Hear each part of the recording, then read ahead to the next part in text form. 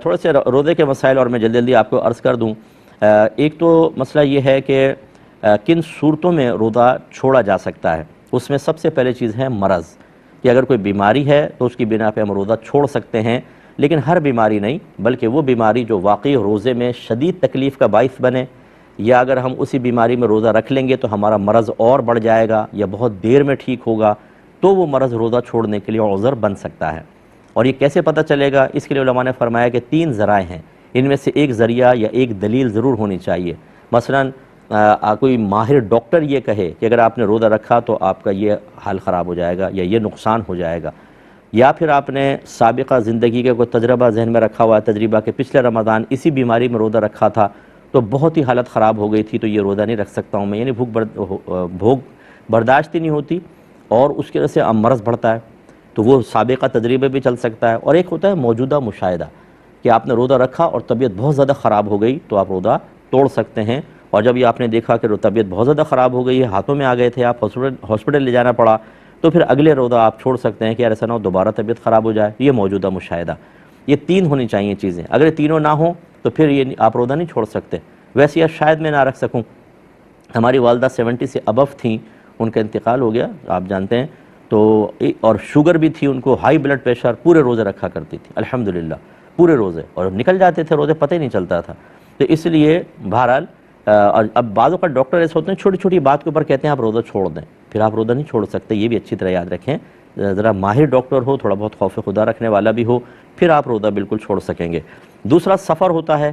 سفر کا مطلب ہے کہ آپ شہر کی حدود سے باہر نکلیں اور کم از کم آپ کا 92 کلومیٹرز دور جانے کا ارادہ ہو، تو جب آپ شہر کی حدود سے باہر نکل جاتے ہیں، اب جو سحری آپ کو حالت سفر میں ملتی ہے وہ اگلے دن کا روزہ آپ چھوڑ سکتے ہیں۔ یہ اس لیے میں نے قید بیان کی کہ مثلا آپ ابھی سفر کرنے لگے ہیں، گھر میں ہیں، کل آپ کو صبح یعنی فجر کے بعد سفر پہ جانا ہے، تو یہ سحری تو آپ کو گھر پہ ملی ہے، یہ روزہ تو آپ کو رکھنا ہوگا۔ ہاں جب آپ سفر سٹارٹ کر دیتے ہیں، اب مثلا دن بھر چلتے رہے، اب رات آ گئی، تو اب یہ اگلے دن کا جو روزہ ہے وہ یہ سفر چھوڑنے کے لیے عذر بن سکتا ہے۔ بعد ہمارے بھائی بہن، مجھے افسوس ہوتا ہے، ہٹے کٹے ماشاءاللہ، اور باہر سے ٹریول کر کے پاکستان آ رہے ہوتے ہیں، ہندوستان آ رہے ہوتے ہیں، جہاز میں بیٹھنا ہے، ہوائی جہاز کے اندر ٹھنڈا ٹھنڈا ماحول ہے، اگر سحری کر کے بھی سحری جہاز میں بھی ملے، کرنے کے بعد بڑے آرام سے سوتے ہوئے ٹائم گزار سکتے ہیں، لیکن نہیں روزہ رکھتے۔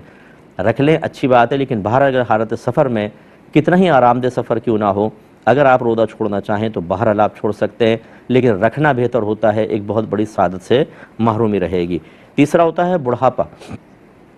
تیسرا ہے بڑھاپا، کہ آدمی بہت ہی زیادہ ضعیف ہو جائے، کمزور ہو جائے، اور وہ روزہ، یا اسی طرح آدمی بہت زیادہ کمزور ہے، جوان بھی بعض اوقات اتنا کمزور کہ اگر روزہ رکھے گا تو شاید ہلاک ہی ہو جائے گا، تو پھر اس کے لیے روزہ چھوڑنے کے لیے عذر ہو سکتا ہے۔ حاملہ جو ہماری بہنیں ہوتی ہیں وہ ڈاکٹر سے اچھی طرح مشورہ کریں۔ اگر لیڈی ڈاکٹر یہ کہتی ہیں کہ آپ اس میں روزہ رکھ سکتی ہیں، نہ آپ کو نقصان ہوگا نہ بچے کو نقصان ہوگا، تو بالکل روزہ رکھنا فرض۔ لیکن اگر لیڈی ڈاکٹر کہتی ہیں کہ آپ کا روزہ رکھنا آپ کے لیے یا آپ کے بچے کے لیے نقصان کا باعث بن سکتا ہے، بعض اوقات آکسیجن کی کمی ہو جاتی ہے، پانی کم پینے کی بنا پر بچے پہ ایفیکٹس پڑ سکتے ہیں، اگر اس طرح صورتحال ہے تو ہماری حاملہ بہنیں روزہ چھوڑ سکتی ہیں۔ جو بہنیں دودھ پلا رہی ہیں، دودھ فیڈ کروا رہی ہیں، یہ یاد رکھیں کہ دودھ پلانے سے روزہ نہیں ٹوٹتا، اس کا کوئی تعلق نہیں ہے۔ ایسے بلڈ باہر نکل آئے، میں بعد میں تفصیلی مسئلے آپ کو بیان کر دوں گا، لیکن کوئی بہن اگر دودھ پلاتی ہیں ان کے لیے بھی وہی مسئلہ ہے جو حاملہ والا ہے، کہ اگر یہ روزہ رکھ کر دودھ پلائیں اور کوئی صحت پہ اتنا اثر نہ پڑے تو پھر ان کو روزہ رکھنا لازم ہوتا ہے۔ اور فرض کر لیں کہ روزہ رکھتی ہیں، اپنا دودھ پلائیں تو کمزوری ہوتی ہے، لیکن بچہ کسی اور دودھ سے گزارا کر سکتا ہے، کوئی اور گھر کی خاتون پلا دیں جو روزہ نہ رکھیں، جیسے حیض میں ہوتی ہیں بعض بہنیں، یا پھر فرض کر لیں کوئی دوسرا جو دودھ ہے یا اور غذا پہ وہ چل سکتا ہے، تو پھر روزہ رکھنا فرض ہوگا اور بچے کو دوسری غذا کی طرف منتقل کرنا لازم ہے، پھر نہیں چھوڑ سکتے۔ ایک ہے اچھا، لیکن بعض ہوتے ہیں بچے صرف ماں کا دودھ پیتے ہیں اور کچھ لیتے ہی نہیں ہیں، اور ماں اگر دودھ پلائے تو بہت زیادہ کمزوری ہو جائے گی، تو اس صورت میں پھر روزہ چھوڑا جا سکتا ہے۔ ایسے جو ہماری سرحدوں پر ہماری فوج ہوتی ہے، ایسے کوئی بچے ہمارے وہاں تعینات ہوتے ہیں کہ انہیں خوف ہوتا ہے کہ اگر ہم روزہ رکھیں گے کمزوری ہوگی، نیند کا غلبہ ہوگا اور پھر کوئی حملہ وغیرہ ہو سکتا ہے، تو ان کے لیے بھی روزہ چھوڑنا عذر ہوتا ہے۔ ایسے ہی صحت چلی جائے گی،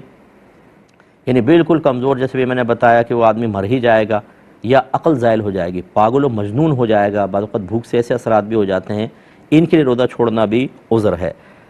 یہ عذر ہے روزہ چھوڑنے کے لیے۔ ایسے ہی حیض و نفاس یہ عذر میں شامل ہیں، حیض و نفاس والی خاتون روزہ نہیں رکھیں گی، نماز بھی چھوڑیں گی، لیکن بعد میں نماز کی قضا نہیں ہے، روزے کی قضا کرنی ہوگی۔ وہ بعض اوقات ایک دو پروگرام میں ایسا ہوا ہے کہ میری زبان سے وہ شاید توجہ ذہن کی کسی اور طرف ہوتی ہے، روزے پہ میں نے یوں کہہ دیا کہ روزے کی قضا نہیں ہوگی۔ روزے کی قضا ہوتی ہے، نماز کی قضا نہیں ہوتی، یاد رکھیں، یہ بہنیں ذرا ذہن میں رکھ لیں۔